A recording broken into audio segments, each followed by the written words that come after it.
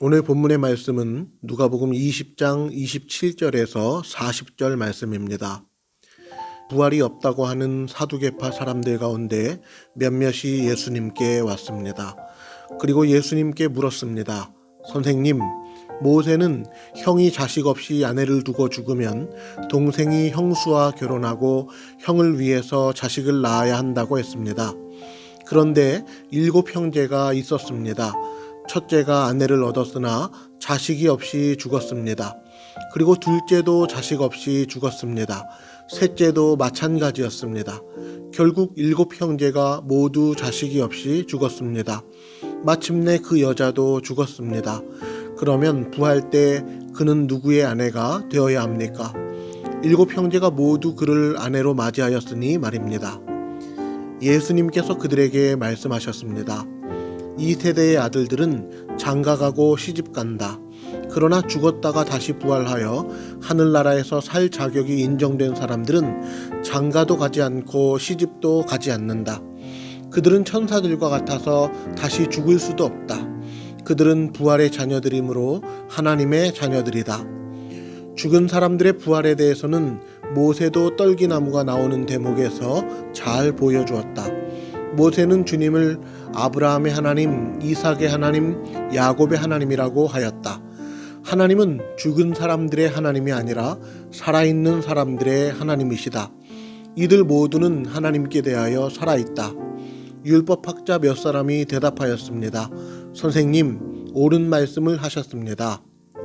사람들은 예수님께 감히 더 이상 묻지 못하였습니다. 아멘.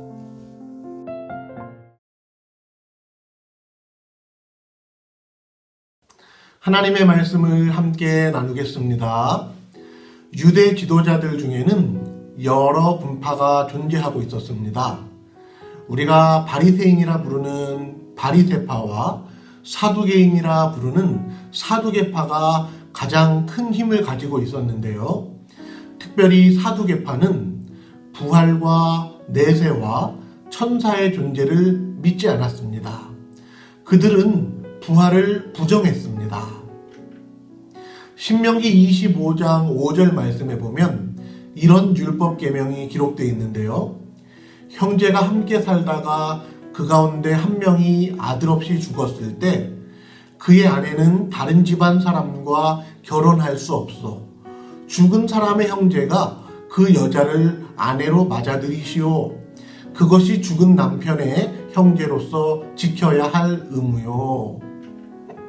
사두개인들은 형이 죽으면 동생이 형수와 결혼하여 자식을 낳도록 한 율법을 가지고 예수님의 부활에 대한 가르침을 공격하고 부정하려 했습니다. 사두개인은 예수님 앞에서 극단적인 예시를 들어 질문했는데요. 7명의 형제가 다 한 명의 여인과 결혼한 뒤에 형제가 모두 죽게 되었다면 부활 때의 그 여인은 누구의 아내가 되어야 하겠느냐고 질문했습니다. 7형제가 있습니다. 제일 위의 형이 한 여인을 사랑하여 결혼했습니다. 그런데 이 형이 아이를 낳지 못한 상황에서 죽고 말았습니다. 그래서 둘째 아들이 형수와 결혼하여 살게 됐는데요. 둘째 아들도 자식을 낳지 못하고 죽었습니다.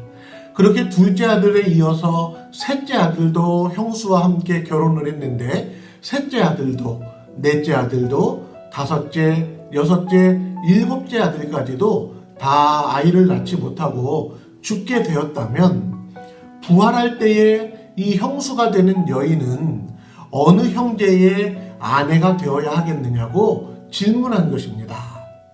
사두개인은 이런 질문을 통해서 예수님의 부활에 대한 가르침을 부정하려고 했는데요. 사두개인은 부활 이유를 현재의 생애의 연속선상에서 이해했던 것입니다. 그러나 예수님의 답변은 부활 이후의 존재 방식이 지금의 생활 방식과는 많이 다르다고 말씀하셨습니다. 부활하여 하늘나라에서 사는 사람은 장가가고 시집가는 일이 없으며 마치 천사들처럼 다시 죽을 수도 없다고 말씀하셨습니다. 부활 때에는 하나님의 모든 자녀들이 부활의 자녀로 새롭게 살아가게 되는 것입니다. 또한 예수님은 모세가 하나님을 향해 고백하기를 하나님은 아브라함의 하나님, 이삭의 하나님, 야곱의 하나님이십니다 라고 고백했는데요. 모세가 이렇게 하나님을 향해 고백한 것을 들어 하나님의 편에서는 아브라함이나 이삭이나 야곱이 다 살아있다고, 하나님은 죽은 자의 하나님이 아니라 산 자의 하나님이라고 말씀하시는 것을 통해 부활을 입증하셨습니다.